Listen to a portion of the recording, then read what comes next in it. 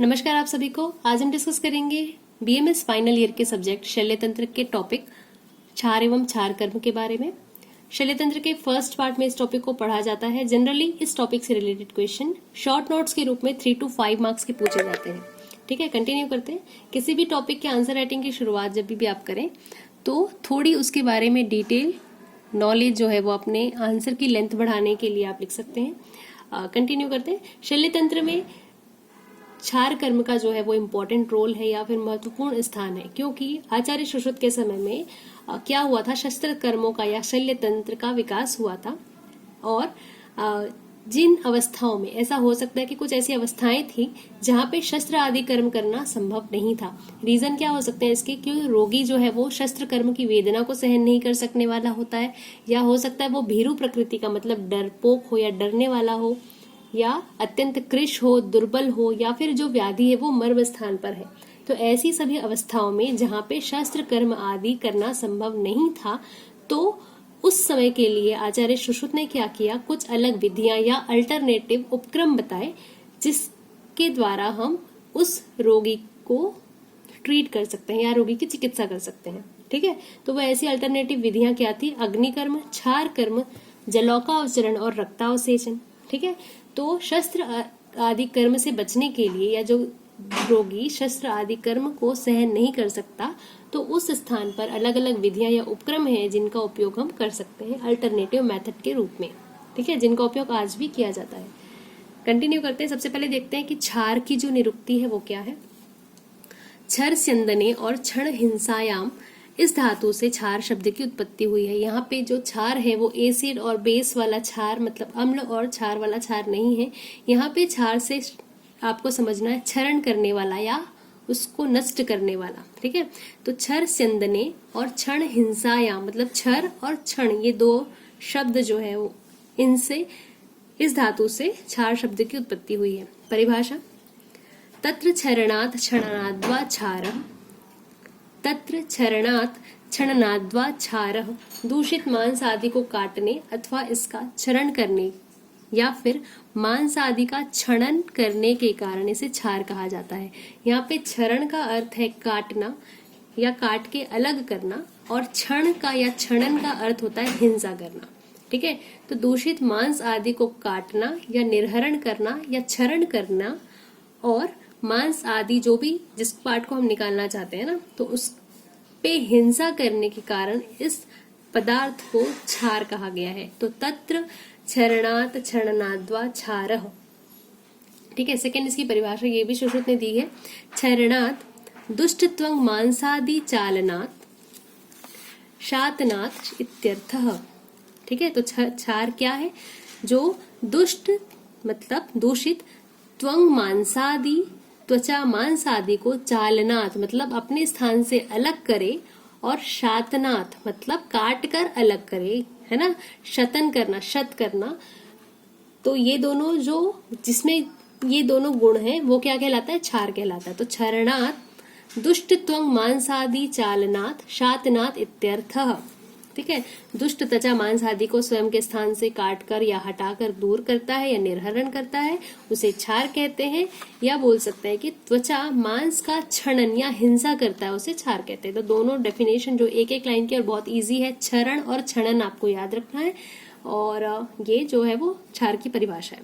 Next देखते हैं आचार्य सुश्रुत के अनुसार। ठीक है, छित्वा छित्वा आशयात् क्षारः क्षरत्वात् क्षार्यत्यधः।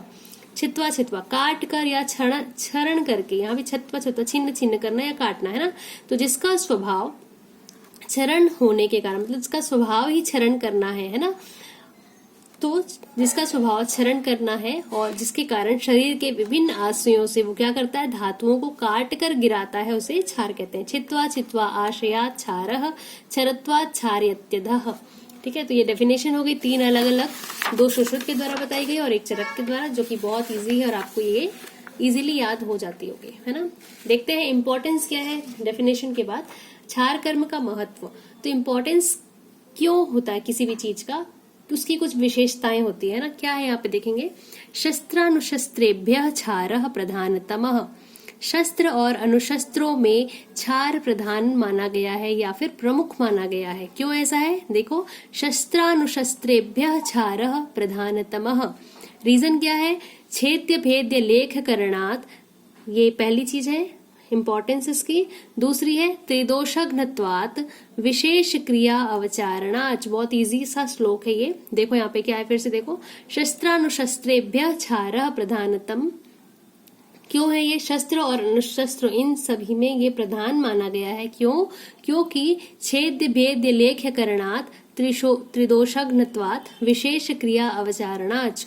क्योंकि देखो यहाँ पे शस्त्र और अनुशस्त्रों में ये मुख्य माना गया है या इसका मुख्य स्थान है, जहाँ पे शस्त्र और अनुशस्त्र का प्रयोग करना किसी कारणवश संभव नहीं है, जो कि हम पहले देख चुके हैं। वहां पे रोगों की चिकित्सा क्षार कर्म के द्वारा सुविधा पूर्वक की जा सकती है, क्योंकि यह छेदन भेदन लेखन आदि क्रियाएं करने में समर्थ होता है, जो कि अपन अष्टविध शस्त्र कर्म में पढ़ते हैं ना। शस्त्रों का जो भी कर्म होता है, छेदन भेदन लेखन आदि, तो वहां पे उनकी एब्सेंस में या फिर उनके जैसे ही क्रियाएं करने में ये समर्थ है या सक्षम होता है।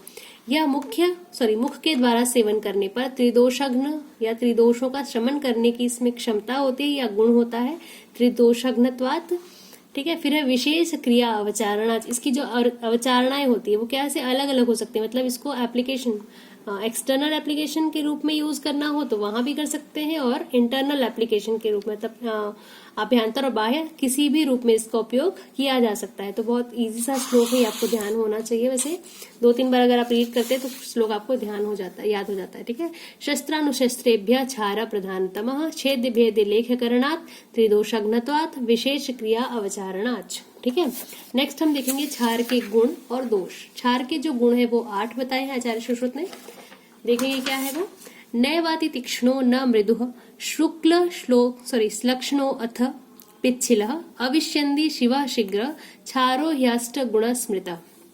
नैवाति तीक्ष्णो न मृदु, न अति तीक्ष्ण होना चाहिए, न मृदु, न अति मृदु होना चाहिए। शुक्ल वर्ण का होना चाहिए। श्लक्ष्णो अथ, श्लक्ष्ण इसका गुण होना चाहिए। पिच्छिल गुण होना चाहिए। अविष्यन्ति शिव माने सौम्य मतलब थोड़ी इसमें शीतल, या इसका जो वीर्य होता है वो शीत वीर्य होता है। ठीक है। शिव सौम्य, शीघ्रता से कार्य करने वाला। तो ये 8 अलग अलग गुण जो है वो आचार्य सुश्रुत ने बताए हैं। फिर से हम श्लोक में देखते हैं। नैवाति तीक्ष्णो न मृदु शुक्ल श्लक्ष्णो अथ पिच्छिलः अविष्यन्ति शिवः शीघ्र क्षारो ह्यष्ट गुण स्मृतः। ठीक है। तो 8 अलग अलग क्या है यहाँ पे क्षार के गुण है। आचार्य वाग्भट्ट के द्वारा इन 8 गुण के अलावा 2 और गुण बताए हैं, जिसमें आते हैं शिखरी और चातिरुक। शिखरी मतलब शिखर या जिसका टीला बनाया जा सके, और चातिरुक मतलब जो अधिक वेदना उत्पन्न नहीं करता। ठीक है। तो 8 गुण बताए हैं सुश्रुत ने, और आचार्य वाग्भट्ट ने बताए हैं 10। आचार्य सुश्रुत के 8 प्लस 2 जिसमें आते हैं शिखरी और चातिरुक। शिखरी का अर्थ होता है जिसका टीला बनाया जा सके, और चातिरुक मतलब होता है जो अधिक वेदना उत्पन्न करने वाला ना हो। क्षार के जो दोष हैं वो आचार्य सुश्रुत के द्वारा 9 बताए गए हैं। कौन कौन से हैं क्षार के दोष? अति मार्दव शैत्यो उष्ण तीक्ष्ण पिच्छिल सर्पिता सांद्रा अपक्वता हीन द्रव्यता दोष उच्यते। देखो यहाँ पे हम उसको डिकोड करते तोड़ते हैं अलग अलग। अति मार्दव मतलब अधिक मृदु, श्वेत्य अति श्वेत मतलब श्वेत दोष का गुण था लेकिन बहुत ज्यादा अगर श्वेत है। ठीक है। अति मार्दव श्वेत्य, उष्ण बहुत अधिक उष्ण हो, तीक्ष्ण बहुत अधिक तीक्ष्ण हो, अति पिच्छिल अति अधिक पिच्छिल हो। ठीक है। सर्पिता बहुत अधिक फैलने वाला हो, मतलब जिसकी कंसिस्टेंसी क्या हो, बहुत ज्यादा सर्पी वाली हो, मतलब फैलता हो बहुत ज्यादा। फिर है सांद्र बहुत अधिक सांद्र हो। अपक्वता जिसका पूर्णतः पाचन ना हुआ हो, तथा जिसमें शास्त्र उक्त औषधियों का उपयोग नहीं किया गया हो। हीन द्रव्यता मतलब कुछ ऐसे द्रव्य हैं या कुछ ऐसी जो औषधियां हैं जिसको उसमें नहीं मिलाया गया है ना, मतलब जो द्रव्य है वो कुछ कम है, या औषधियां जो है वो कुछ कम डाली गई हैं। तो ये जो दोष है वो किसके हैं? क्षार के। अगर क्षार का निर्माण करना है तो इन सभी दोषों से बचना होता है। ठीक है। अति मार्दव मतलब अधिक मृदु हो, श्वेत्य उष्ण तीक्ष्ण पिच्छिल, अति मार्दव श्वेत्य मतलब श्वेत है ना, श्वेत्य उष्ण तीक्ष्ण पिच्छिल सर्पिता सांद्रा अपक्वता हीन द्रव्यता दोष उच्चते। तो ये क्षार के दोष है जो है 9 गुण थे 8 और दोष है 9। क्षार के भेद सद्विविध प्रतिसारणीय पानीयश्च, ये आचार्य सुश्रुत ने बताए हैं। 2 विधि, प्रतिसारणीय मतलब लोकली जिस जगह पे लगाना हो वहां पे एप्लीकेशन करना हो, जैसे कि अपन ऑइंटमेंट लगाते हैं किसी प्रकार की, है ना। फिर पानीयश्च जो कि अपन इंटरनली एप्लीकेशन करते हैं, अंदर अपन लेते हैं या जिसका पान करते हैं, है ना। तो प्रतिसारणीय और पानीयश्च ये क्षार के 2 भेद हैं आचार्य सुश्रुत के द्वारा। आचार्य अष्टांग संग्रह में, है ना, अष्टांग संग्रह में इसके 2 अलग अलग जो भेद बताए हैं वो है बाह्य परिमार्जन और अंतः परिमार्जन। वैसे इसका भी अर्थ वो ही है, लेकिन नाम जो है वो अलग है ना। यहाँ पे पानीयश्च और प्रतिसारणी, यहाँ पे बाह्य परिमार्जन और अंतः परिमार्जन है, तो 2 भेद होते हैं। प्रतिसारणीय क्षार का प्रयोग किस किस जगह पे है, वैसे हम इस टॉपिक को नेक्स्ट वीडियो में डिस्कस करेंगे।